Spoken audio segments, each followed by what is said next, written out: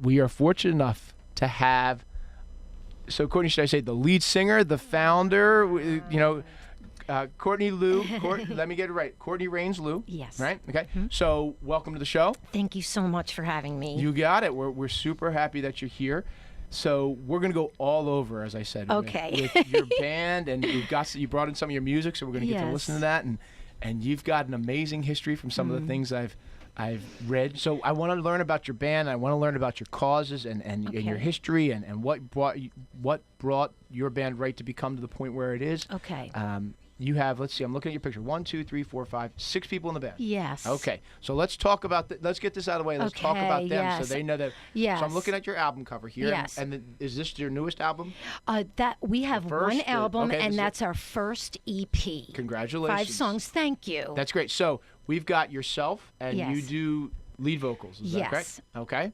And then let's start here. So there's a woman here. Her name? Yes. Well, actually, this is our band this is here your now band here on now. the Okay. flyer. All right, so let's start with the guy jumping over here on the left. Yes, that's Josh Schaefer. And what does he play? And he plays the drums. Okay. And he graduated this past spring from Temple University. And he is a crazy, wild madman. Excellent drummer. Excellent drummer. I'm very blessed with very, very good musicians. The second gentleman? Dan Secord. Dan is actually my partner in the band. He writes the music and I write the lyrics. And Dan, what can I say about Dan? Oh, well, we together formed an LLC, so we try to run it professionally. Oh, good. So that's Dan. And the young gentleman here to your right in the picture? We have brothers. The next is Kevin Secord and Ryan Secord. So Dan, Kevin, and Ryan Secord are all brothers. Yes. And Kevin plays acoustic and electric, and Ryan plays the bass. Okay. And then we have Jess Martin on background vocals. Now, the 6 people in the band. Yes. Did faith bring you together? Or did music first bring you together? Let me think. Okay, this is crazy. When I moved back from Los Angeles, I knew that I can tell you about that. I lived in LA. We'll talk about that. There. Yep. I knew that I wanted to give all of my talent to God because He made such a difference in my life. I did the Broadway show Cats, which we can talk about. I did Hollywood, and when I got to know God out in LA, I wanted to give all, like I said, just give it back to God in every way. And this is my passion big time now. And so I came back here and I managed a Christian heavy metal band. Okay. Yes. So when I was growing up, like Stryper was the big Christian heavy metal exactly. band, right? Now Charlotte, do you remember Stryper? I do not know. See, again, she's much younger. Hair band. Yes. So we'll play Stryper at some point. Okay. So Stryper growing up was an 80s hair band. Yes. But Christian rock, I guess. That's right. Oh, yeah. I mean, songs like "To Hell with the Devil" and great things like that. So you have to look up Stryper. Okay, I will. Spandex, lots of spandex. Yeah, lots of hairspray, lots of tight clothes. Absolutely. Well, this band was not that way. Stryper? No, they were heavy metal, but didn't do the hair and the spandex. Oh my gosh, they wouldn't be caught dead in that. But anyway, but their lead singer decided to go secular, and I also formed at the same time a girl group, and we did covers, and we were literally 4-part harmony, 4 girls in a row. It was lovely. It was very nice. But inside, really, I am a rocker. I did not know this, but I would be privately sad when I would go to the heavy metal concerts. You're like, I want to be up there. Yes, and I would actually like cry to my girl group, and be like, ah. And they're like, we're doing God's work, and I'm like, yes, we are. We are doing God's work. Okay. But we can do God's work and have fun too, right? Yes. There you go. And so when their lead singer decided to go secular, in fact, he moved to LA to go to secular music, one of my girls said, why don't you ask them to be in our band? And I'm like, oh my gosh. So I asked them and they said yes. Meanwhile, little by little, the girls all left, and it's just me. And they're like, well, you have to sing. The boys said, we're not singing, so you have to sing. So I ended up the lead singer in a rock band. And I just have to say, with God, all things are possible. And delight yourself in the Lord, and He'll give you the desires of your heart. So your band, they all share the same faith and music, so both bring you together. But oh yes, without a doubt. All right, so let's do this. we got to take probably a couple commercials throughout the day, so we just want to make sure we do that. We get time to thank our great sponsors. Let's take a commercial. Charlotte, do you want to play something first? Can we? You have that disc? Do you want to play a song first? Well, let's just play a little bit of it so we can hear it going into commercial. Let's play a little bit. So let's talk again. The album, Yes. you don't call it out. The EP, EP, I apologize. The band's Right to Become. The EP is out. We're going to listen to, I think, 2, maybe a couple times at least, of the originals from the EP, right? So you have 2 of them. The first one's called We Give You the Praise. So you write the lyrics, correct? Yes. So tell us a little bit about so I always wanted to be in a rock band. Okay, come on. So now, here we are. So I said we're going to take a commercial, and now we'll take a commercial another 15 minutes later. So I always, growing up, you always have that conversation, and I guess maybe it's different for girls or boys, but you're always like, all right, well, if you could be anything in the world, what would you be? And boys usually are like either a baseball player or some sort of athletics, and I don't mean this to be stereotypical, boys can be anything they want to be. Yes. But a lot of times the answer is a baseball player or an athlete or a rock star. And I always was like, man, all my friends want to be athletes, but I could never imagine a better feeling than being on stage with like thousands of screaming people, knowing the lyrics to my song and just rocking out. Oh, yeah. So, but I never had any talent.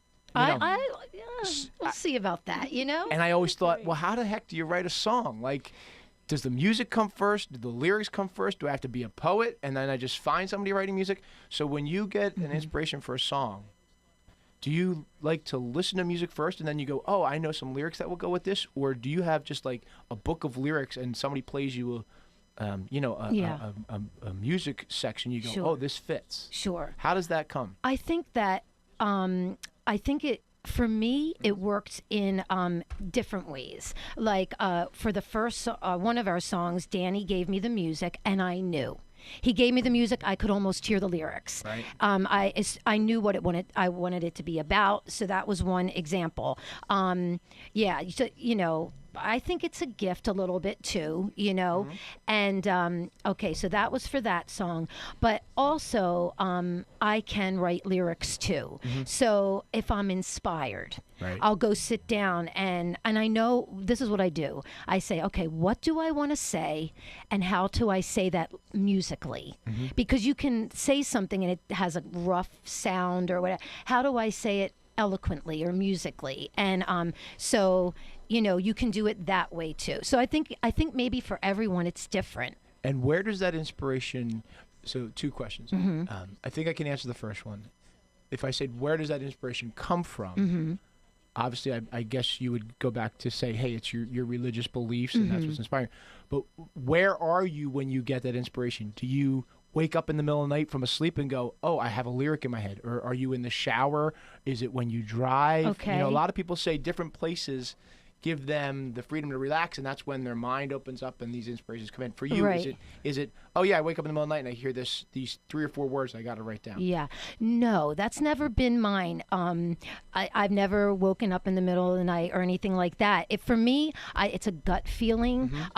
Like, for instance, I was having breakfast with my husband at a restaurant, and I knew in my heart, like you get gut feelings, and I thought, today I'm writing a song. It was crazy. And so we got home and I said, don't talk to me. Just go upstairs. A song is coming. That's you know cool. what I See, mean? that's like, interesting to me, right? Like you felt it and I you're just like, could everybody feel get it. out. And so I went to the piano, and I'm telling you, within like a half an hour to an hour, I had a whole song, lyrics and music. Wow. So but I think for probably everybody it's a little different. I'm sure definitely there's people in the shower, something comes to them, but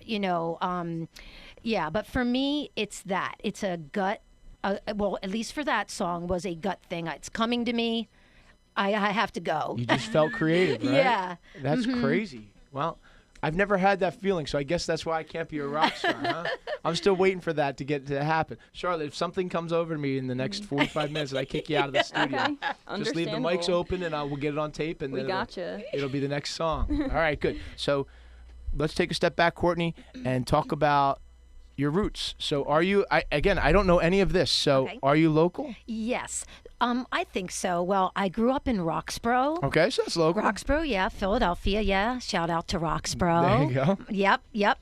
And And I always wanted to be in show business. And I started very, very young. My first show was at 9 years old. Okay. And then I did, as I got older, I did all the local dinner theater, all the community theater. And then I did go to Temple University for a year and a half, but I knew I wanted to be on Broadway. That's what I really wanted to do. So I moved to New York, and I ended up getting into the show Cats.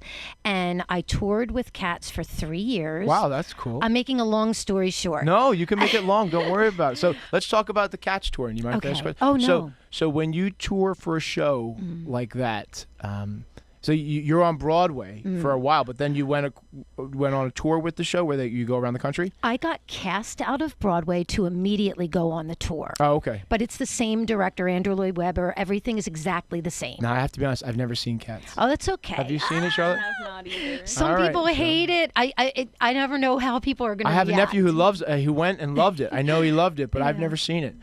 So what character did you play on Cats? I played Rumple Teaser. Rumple Teaser, all right, which I assume is a cat. Yes, yes. All right, good. All right, so when you go on tour, do you have the opportunity to enjoy the cities, or are you guys like hotels and theaters? No. All right. That's what I thought. It used to make me crazy because travel days were Mondays. So we literally did 8 shows a week. Wow. Tuesday through Sunday with a 5-show killer weekend. Friday night, 2 Saturday, 2 Sunday. Wow. So when we would get to like cool towns, and I will say this, I played 161 cities in the U.S. and Canada. Yep. Crazy. That's a lot. And the best cities, I feel bad. I'm insulting you Broadway producers because when we played like LA or Chicago or Boston, that's when they would come out to rehearse us. Oh, right. Yeah, they want to make sure everything was good. So when we were in like Erie, Pennsylvania, or forgive me, Erie, but wherever, like small town, then we were, a little on your own. We could sightsee. Yeah, there you go. Now, when you do a show like that, after you do it for so long, is the crowd reaction, does that become less important? Like, do you get on autopilot just saying, hey, I know the show, and whether the crowd laughs or claps or sings along or whatever, it doesn't matter? Or does that still ignite you as a performer when you're doing that? I'm a spaz. Yeah. I'm better now as a Christian. I wasn't walking like in faith then. I was your typical audience hog. Oh, okay. I mean, every night for me, 3 years. Even I will tell you, the director of the show, he said to me, I never met anyone until the last day was still like, love me. Yeah, looking for that audience attention, yes. right? So for me, every night I wanted that crowd. I was never on autopilot, honestly. Right. I don't know. It's like kind of an addiction or something. Now, But do you get nervous still? I don't get nervous. I get excited. And when you were in Cats, I'm sorry, I didn't mean to cut you. No. Were you in a costume? Again, I never. Yes. Could people see your? Were you face painted, or were you actually in a costume? My face is painted. I have a wig on, and I'm in a full costume. But let me clarify. I was only nervous when friends or family came.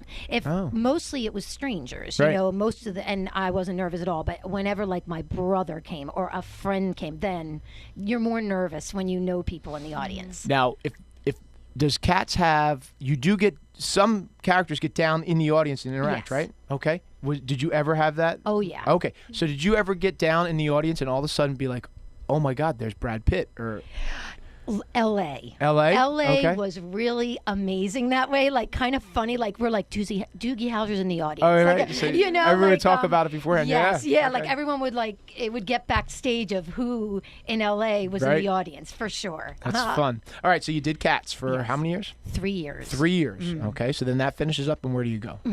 I decided I was done with live theater. Live theater. Right. Because after eight shows a week for 3 years, I'm like, I'm going to go into film and TV, honey. I'm sitting on my butt for a little bit. Right.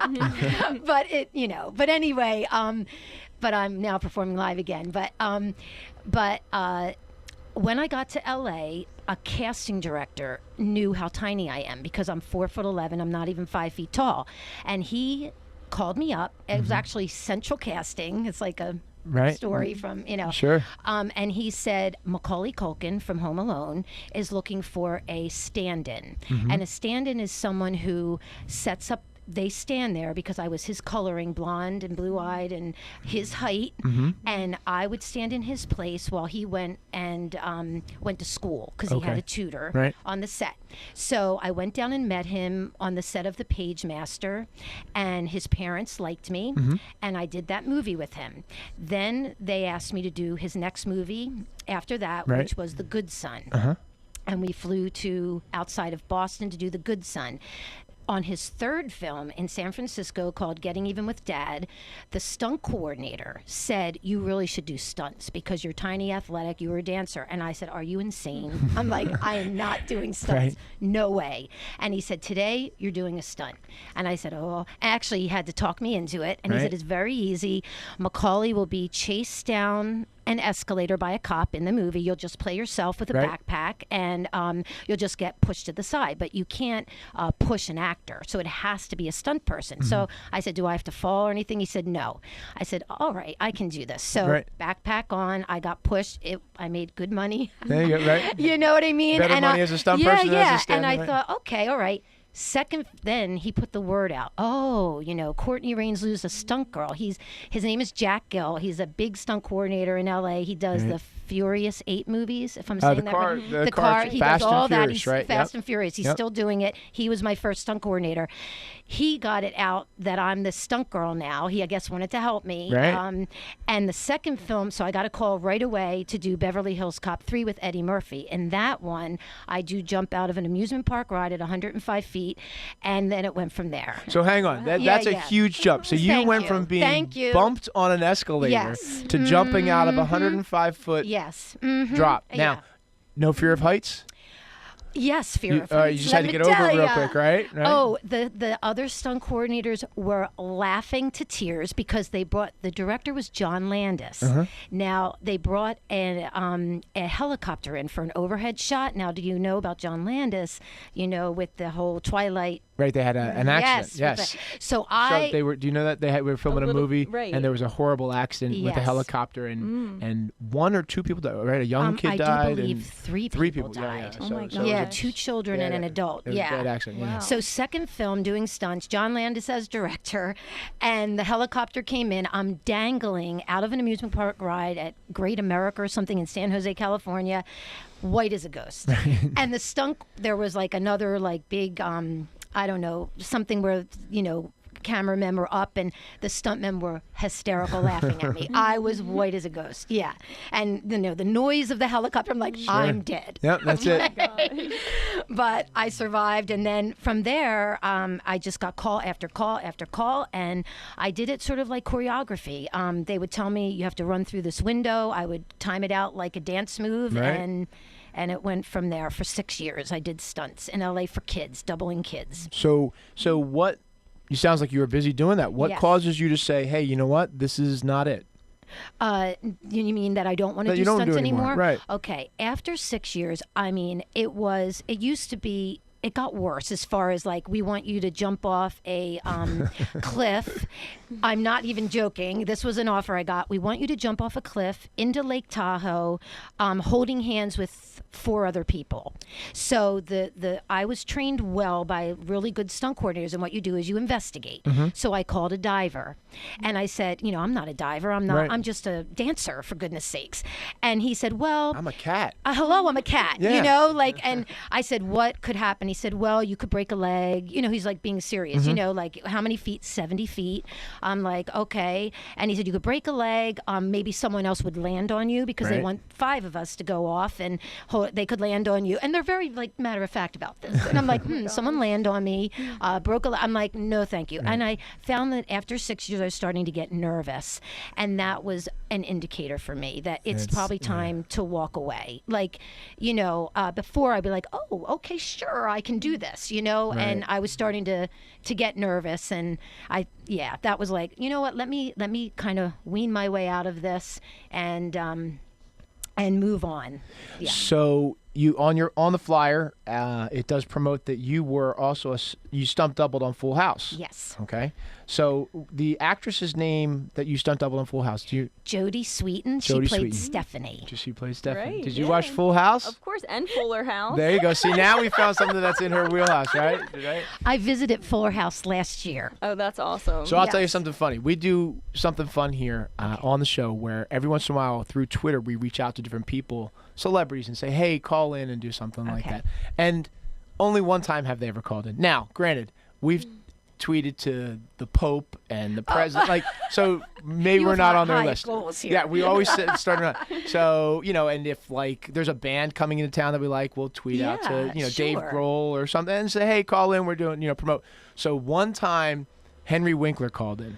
Just off a tweet. Wow. So he was great. He called in. Actually, we didn't even know it was him. They put a little sticky on the window that said Henry on line 18. And, we didn't even know. So we were just talking. He was on hold so long, he hung up.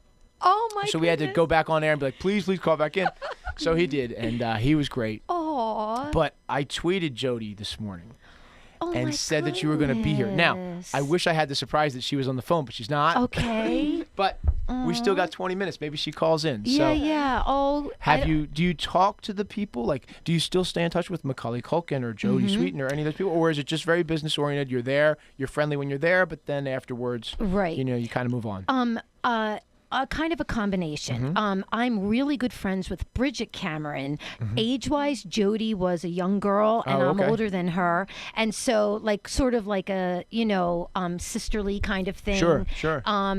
So even yesterday, I heard from Bridget Cameron. Bridget Cameron is Candace Cameron's sister, like Kirk Cameron, Candace Cameron. So Kirk Cameron. Now that you mention it, yes. I know that Kirk Cameron. I see him now advertising. He is. Yes. Very religious also, right? Is that the right way to say it? He's very religious. What would I say properly? I know, right? I would say he's Christian. He's Christian? Yeah. Okay. So Kirk is Christian also, yes. correct? Yes. Okay, good. But maybe somebody calls in. Who knows, right? Yes. All right, good. Maybe another time I could get in touch with them in advance and set something up. Well, that would be fun. I would really love that. Well, yeah, we would I'll have do them my on best. anytime they want to promote. Kirk or Candace or Jodie. That'd be fun. I would love to talk to Kirk. Absolutely. Yeah, for sure. Right and Andrea Barber, she played Kimmy on Full House. They're really nice. That would be She's awesome. super nice. Look at Charlotte's all excited. They're really sweet girls. Really accessible, very sweet. I knew what Full House was, but I probably just wasn't at the right age for when that was around. Okay.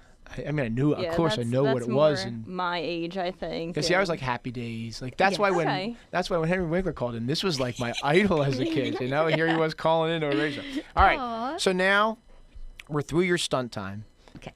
When, using your term, because if I think it used it correctly, when did you become a Christian then? Okay. I had gotten if you don't mind me asking. I don't mind you asking at all. No. I told you I got into show business early. I love to sing and dance. I always have. But my home, like a lot of people's home, was very dysfunctional.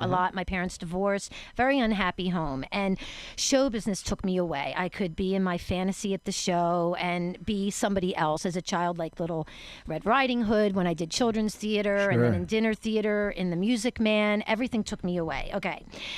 When I moved to LA, I got, like I said, into stunts and everything.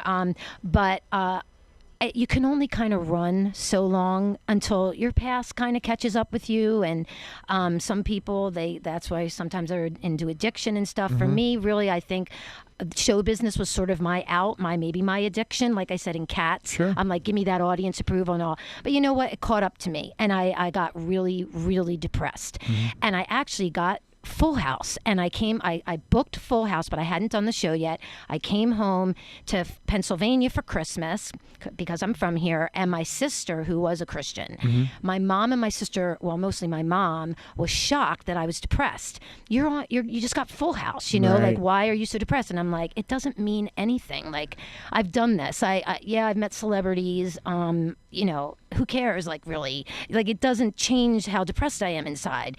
And my sister said, you really need the Lord. And she's like, you need God. And I'm like, well, I was at rock bottom. And so she just said, why don't you start praying? So I did. I started praying. And let me tell you, honestly, if you pray to God, he listens, he hears.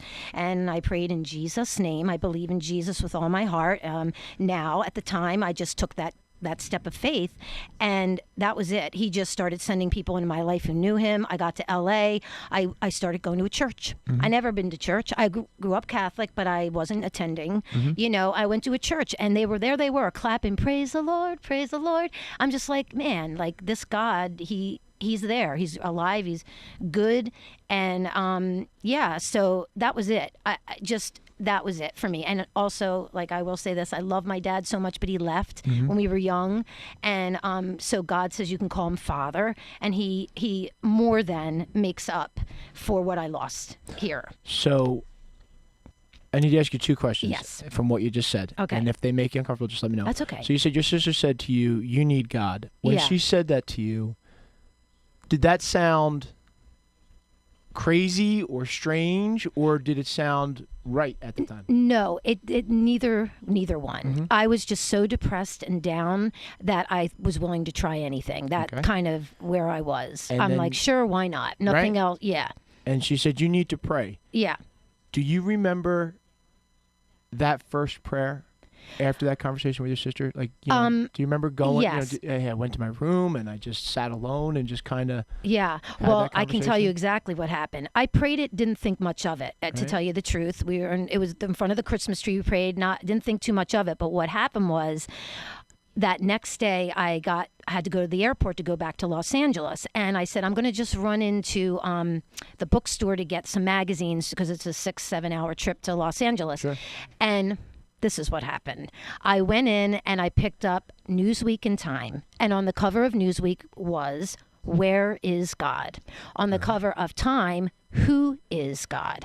I walked out, I held them up to my sister, and she's like, started cracking up, and she's like, the Lord is talking to you. I'm like, whoa. Right. Yes. And those kind of bold, in-your-face things happened to me. And yeah, And God had a plan. What year was that? That was, I think, 93. 93. So now you go back to L.A. Yeah. Was the years where you were a Christian in L.A., can you look back at them and go, they were just maybe not explainable why, but just so different than the years when I wasn't? Oh, my gosh. Well, let me tell you, the cast of Full House, like Bob Saget, Yep. would come up to me and go, could you pray for me? He's like 6 foot tall, I'm really tiny. And I was so at peace and so happy about God, and I was not ashamed or like shy about it. So I had my Bible, and I would like walk around the set of Full House, and read my Bible and all, and everyone was like, I don't know, like very reverent around me. Sure, Everyone was right. like watching their language and stuff like that. But seriously, like Dave Coulier, who plays Joey, came up to me. He's like, oh, someone in his family got sick. And I went up to him. I said, I'm praying for you. And I remember he was like very touched by that. And then Bob Saget came up to me and said, could you pray for this situation? And John Stamos could relate. He played Jesse because he had faith. And so it was hugely different. I wasn't craving the limelight anymore. And I had a real peace. And I felt like in my element and like just whole. Right. Really. So how long did you end up staying out in L.A.? Not much longer. Right. My mom was back east, and everything changed for me because I didn't want that anymore. I wanted to be in a Christian band, and the hilarious thing is, because I danced, I wanted to be in a hip hop band. Okay, I wanted to hip hop. Hip hop. Yes, I did. Is there ever a Christian hip hop band? There are. Are there? Well, not so much anymore, but there were. There you go. And but my band, we actually brought a choreographer in early, and they're like, "You've got to be kidding me!" And they're like, "We are not dancing. No. Yeah. But so I came back here, and like I said, the heavy metal band broke up. I got my musicians, and I'm not bragging on this, but they're really good. So where does Right to Become go from here? When you sit down and you go, hey, this is where we want to go. Is it, hey, we're doing exactly what we want to do. We're playing concerts. We're I guess you do like what's the word I'm looking for? Like festivals, like where there's a bunch of Christian rock bands play. Do you travel with them or? You know, we haven't done a festival. We've done, concerts with other bands, but we haven't done any festivals.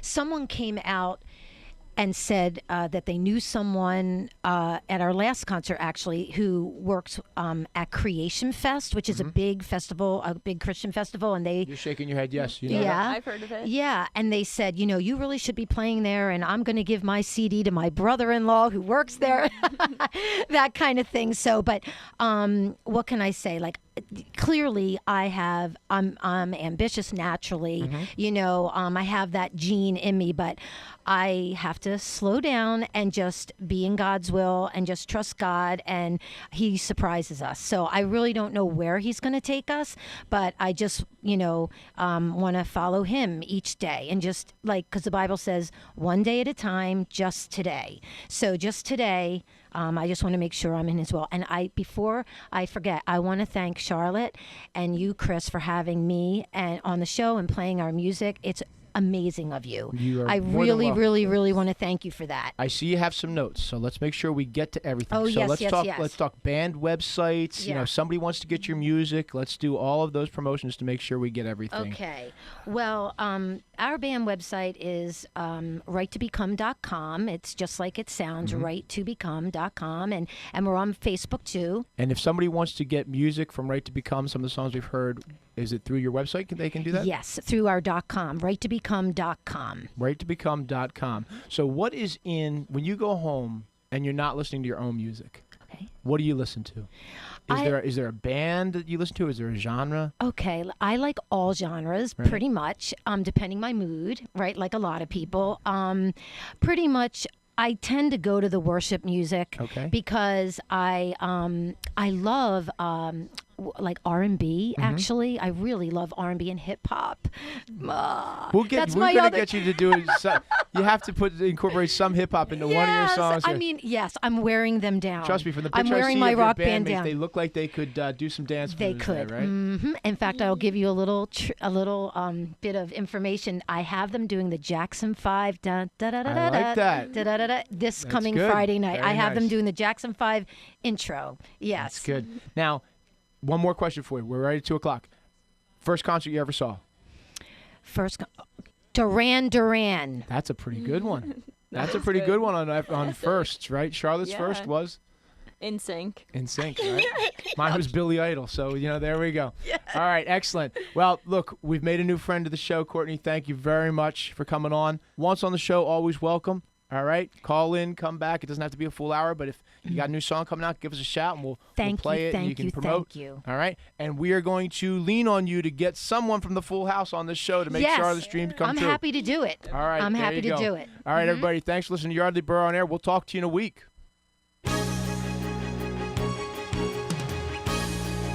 Celebrating 60 years of broadcasting excellence. We're 1490 WBCB.